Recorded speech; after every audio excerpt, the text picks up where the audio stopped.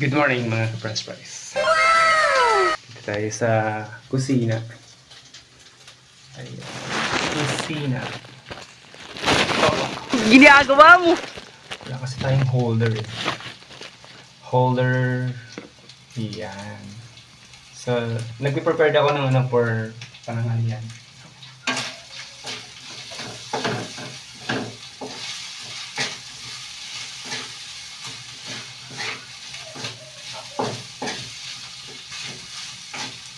Isa ko yung sayote at merong pork. So yun lang, ganun lang kasimple yung ating menu. Hindi naman kailangan masyadong komplikado yung niluluto, di ba? Kung wala kang iluluto,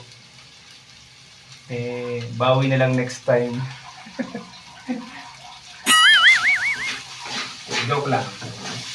Kung meron ka naman mailuluto, gawa mo lang ng twist. Paano masabi?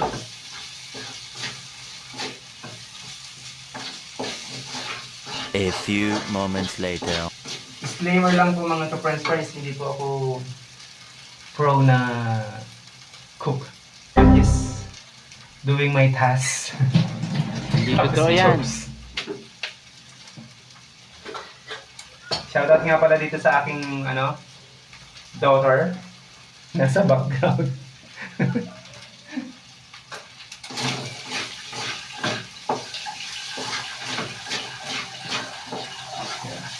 Gusto mo lang siya hanggang mag-brown, light and brown.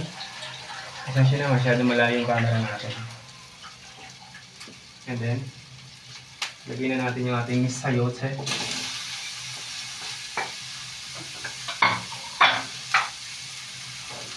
As simple as that. Yan. Lagyan natin siya ng salt. Konting salt.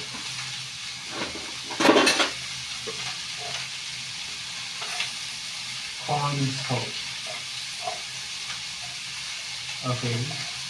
Konti doon. Ang dami na nilagay ko ah.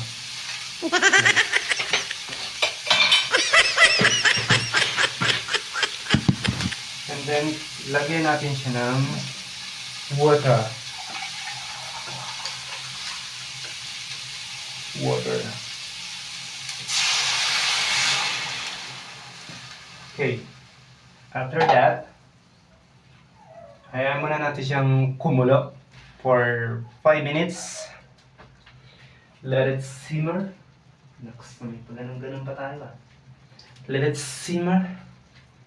Where is our cover? Yan. Okay. Let's simmer for 5 minutes and we'll be right back. So yan, kumukulo na. Kumukulo na siya at kailangan na natin ilagay yung main ingredients o pampalasa. Ginagamit namin is this one. Ayan, naka side view. Hindi po ito sponsor. Ito talaga yung ginagamit namin.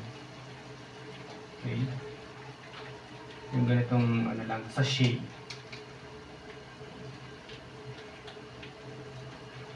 Yan. And then another one.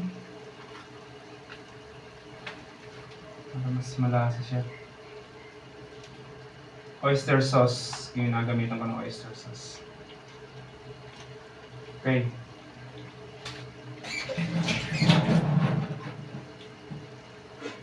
And then, mix natin para kumapit yung lasa.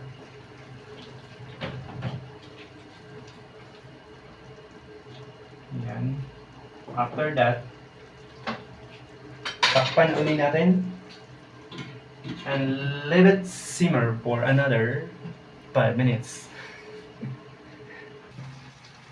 Ayun, at kumukulo na. So, tikman natin ang ating niluluto kung okay ang lasa.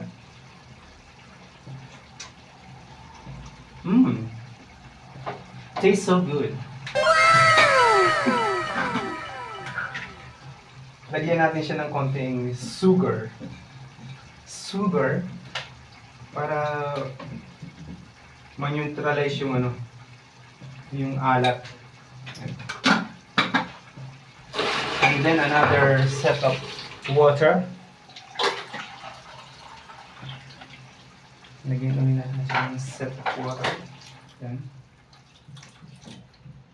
Tapos takpan uli natin siya.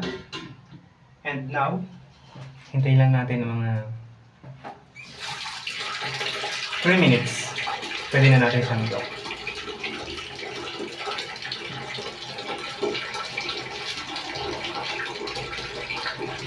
So yun lang, hindi lang tayo basta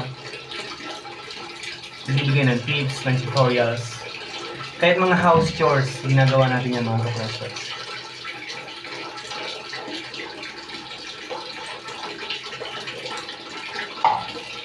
So, kung nagustuhan mo itong mini vlog na to, huwag mo kalimutan mag-like, comment, and share. That's all. Thank you.